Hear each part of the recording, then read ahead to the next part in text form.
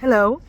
I would like to recommend a show on Netflix, which is very important to watch in my humble opinion. It's called The Spy on Netflix. It's the real life story of Eli Cohen, recreated and Eli Cohen is played by the amazing actor, I think is amazing, Sacha Baron Cohen. We know him as Borat, we know him as Bruno, we know him mostly to be a funny man. And yet, he's a brilliant actor who can also take on a very difficult role. Sacha Baron Cohen is half Israeli, he's Jewish, and probably, it wasn't difficult for him to get into the role of a Jewish person. But Eli Cohen was born in an Arab land. He wasn't born in London. And he came to Israel like a lot of Jews who had to flee Arab lands because they were told you have to leave or die or be killed. So actually the majority of Israel is made up of Jews from Arab lands, contrary to what people will tell you. So Eli Cohen wanted to help Israel because he knew how dangerous the situation of Israel is, having lived in an Arab country and having endured anti-Semitism and danger from the people there. It's another myth. People will tell you that the Jews were really treated well in Arab lands. They were not. And from testimonies. So he's sent to Damascus. He's trained to transmit information. And sadly, tragically, he's caught.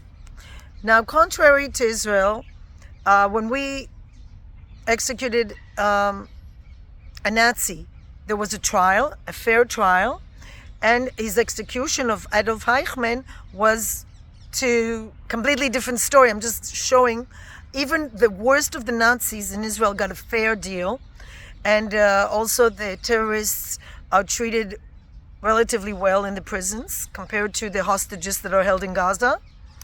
And Eichmann was executed in a private setting, respectful because of our values, not because of his values.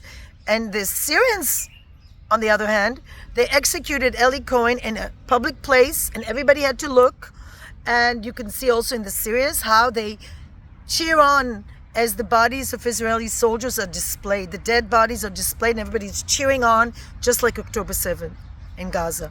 The same kind of mentality and ideology, which is a lack of respect for human life. If it's not Muslim, and you know what, even their own people they don't respect. A lot of violence, a lot of disrespect for the human body and for the human soul. To execute somebody, hang them, and everybody's watching.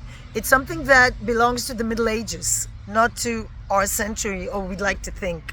So it's difficult to watch this series, but it's important because now in Syria we have a battle between the supporters of Assad, a big enemy of Israel and the Western world, Iran and Russia and Assad. On the other hand, we have the rebels who also have a sort of extremist ideology. So it's not exactly evil versus good, but still we have to remember Assad is responsible for the deaths of 500,000 children, women, Syrian people, Muslim people. No protests in London, Paris, or Amsterdam as long as Israel is not involved. And Israel is we're fighting for our existence. And Eli Cohen provided us information that thanks to that information that he risked his life and at the end paid with his life. He wanted to come back.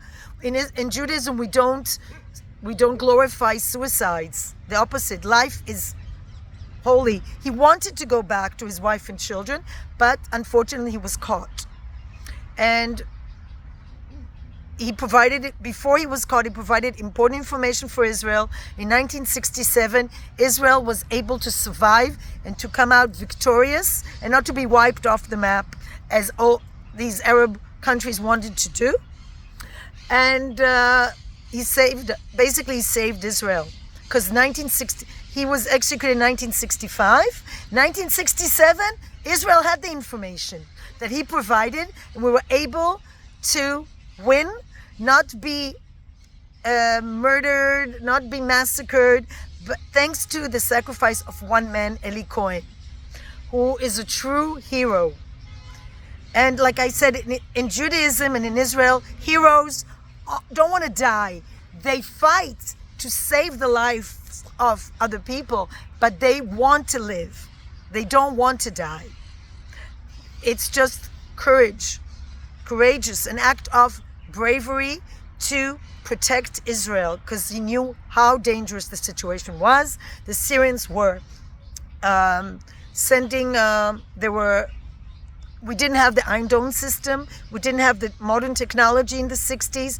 And Israel was under constant attack from the Syrians who were in the Golan Heights, who historically, they belonged to Israel historically. And we have the Druze people who suffered terribly from the Syrians. Every minority suffers from these very barbaric, vicious regimes. And even their own people want to flee and leave. And then they go to Europe and they want to recreate it. And then they support the regime, which doesn't make sense. And I don't understand it, but that's the way it is. They somehow, when they come to Europe, they miss their old regimes and want to recreate it. They forget the torture, the murder of their own people. And for some reason, they have this loyalty to this barbaric system and want to recreate it.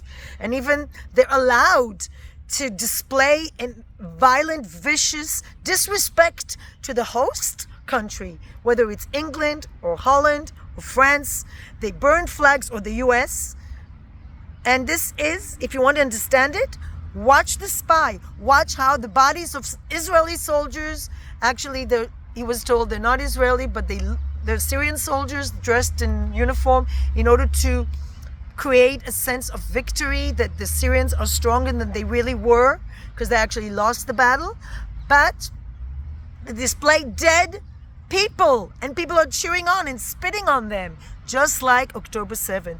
And we just had a soldier now that was pronounced dead, and they kidnapped and are holding his body, and they're selling bodies of Israeli soldiers like as if it was something to sell on eBay. And this is the kind of barbaric ideology that only watching The Spy, maybe, I have hope, somebody will open their eyes and finally realize how barbaric these people are and what we're dealing with.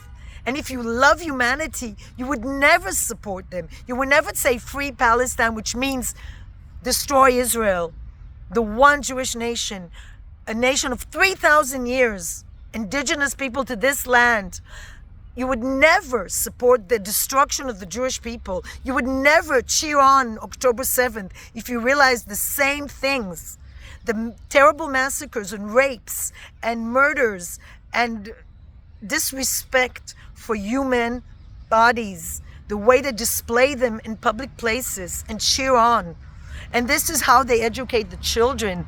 And children are very vulnerable. And when you learn that it's good to kill, that human body, it's something you can just hang in public places and cheer on. This is the kind of ideology that was in the Middle Ages or before Jesus, but definitely not for people that have a higher level of respect for life, that realize that we are not here to kill each other.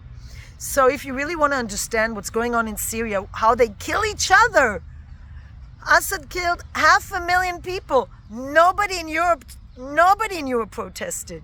500,000 women and children, his own people, he killed. Nobody said anything. And now they're killing each other just because